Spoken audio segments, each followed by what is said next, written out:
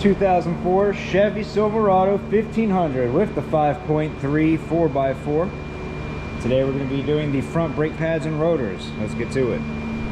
And our first step is obviously going to be to remove the wheel. Now these are aftermarket rims, and I am fairly certain these are aftermarket lug nuts. So I don't know if this part will be the same for everybody else, but for these lug nuts, they are 7/8. Go ahead and take these off.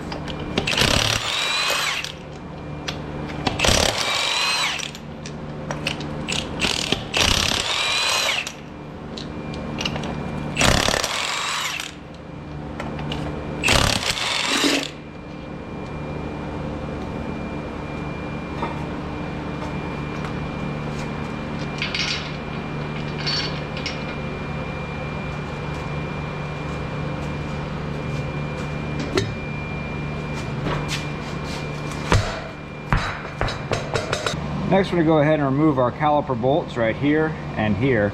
These are T55s. Which are apparently seized in here pretty good.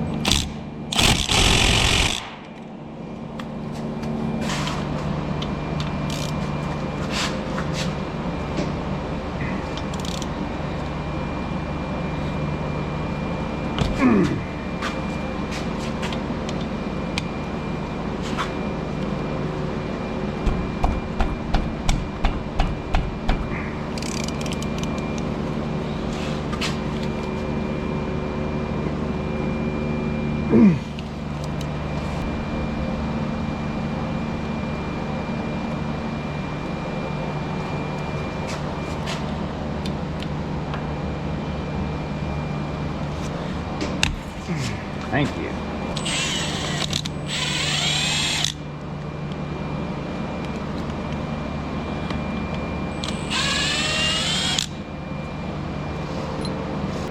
And with our two caliper bolts slash guide pins removed, go ahead and remove our caliper. But as you can see, this whole thing is pretty much seized up on here. So what I'm going to do is I'm going to get a flathead screwdriver and I'm going to put it in between the runs on the rotor. I'm going to gently pry this to start pushing those caliper pistons back into place just a little bit.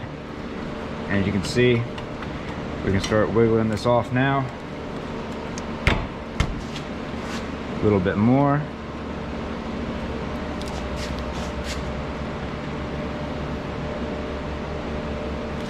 I'm just going to put a little bit of pressure on the caliper pistons to push those back in, and voila.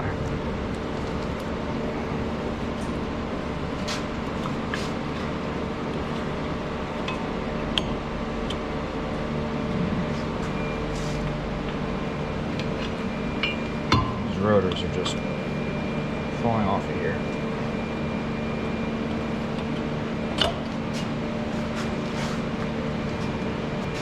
And we'll go ahead and remove our hardware while we're here.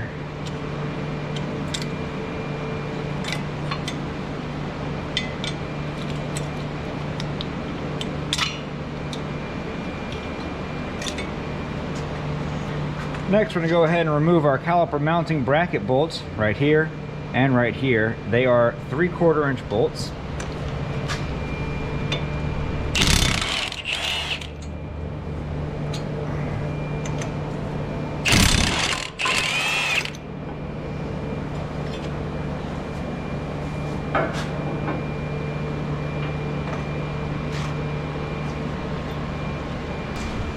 And with that out of the way, we can remove our rotor. This is obviously not a stock rotor.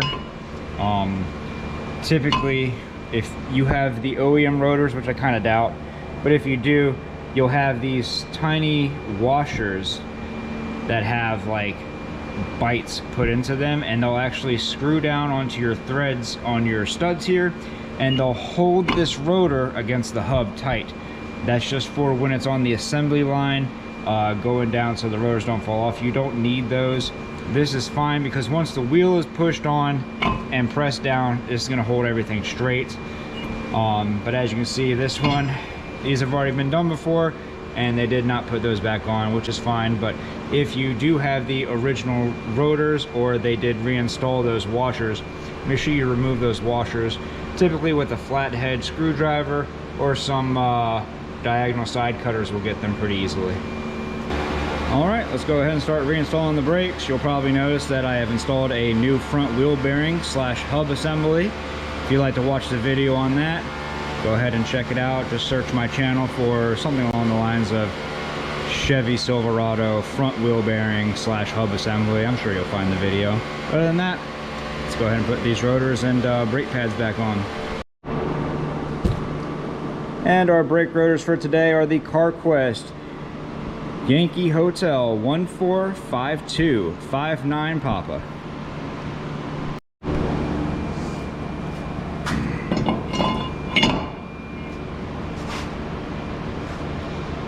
Make sure this rotor stays nice and flush, which will make the rest of the installation easy. I'm just going to go ahead and throw on a lug nut as far down as I can. At least it won't fall off, I guess.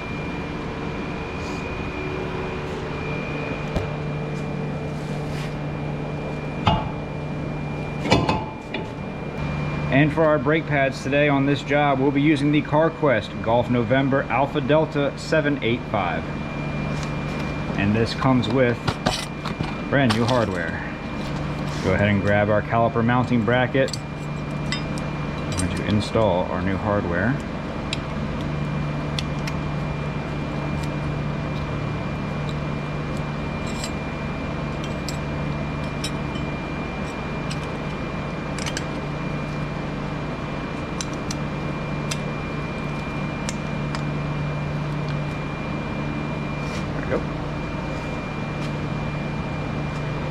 And then we can go ahead and reinstall our caliper mounting bracket with the two 3/4 inch bolts.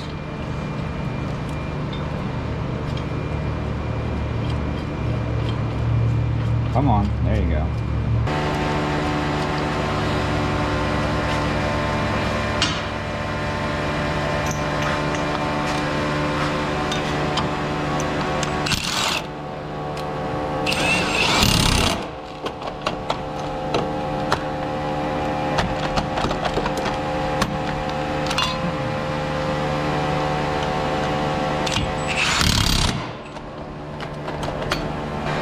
We'll go ahead and get ourselves some brake parts lubricator. This is the purple stuff, really good. Just get yourself a small dab. You're going to place it right where the brake pads sit. You do not need a lot. This is just to make sure that the brake pads are able to slide on the hardware like they're supposed to. And so the brake pads don't get cockeyed, because if your brake pad goes cockeyed, you're going to be constantly rubbing into that rotor, and you're going to have like brake pull and probably vibrations, a bunch of other stupid stuff you can avoid by lubricating your hardware.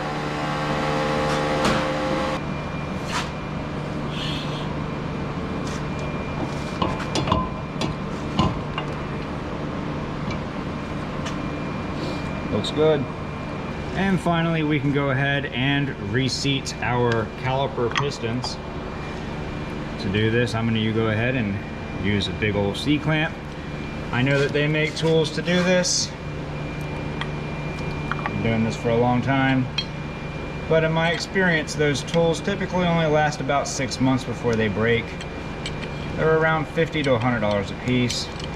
And I've had this big C-clamp for about 10 years and it has never let me down once. So I'm just gonna keep using what I know works. And you guys can do whatever you want to do.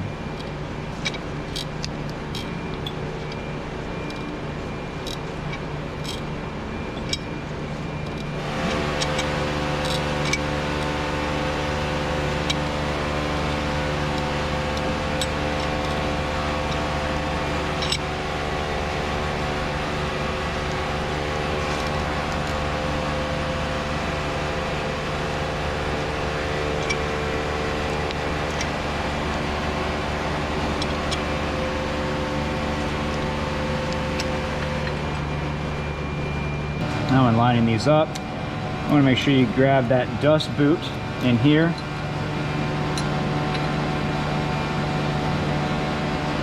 And make sure it's straightened out before you try to put this bolt back in.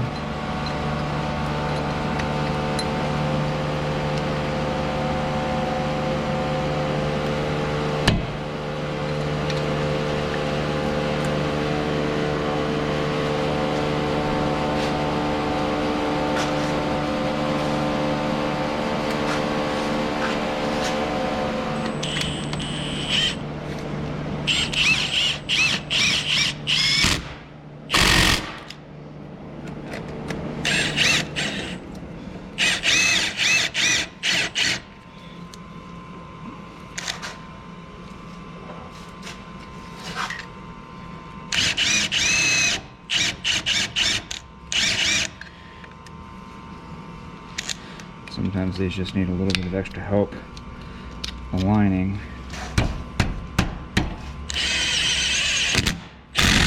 There you go. And one final but very important step. Get yourself a can of brake clean, and you're gonna spray down your new brake pads and rotors. Doesn't need to be a lot. You're not trying to submerge them or anything like that.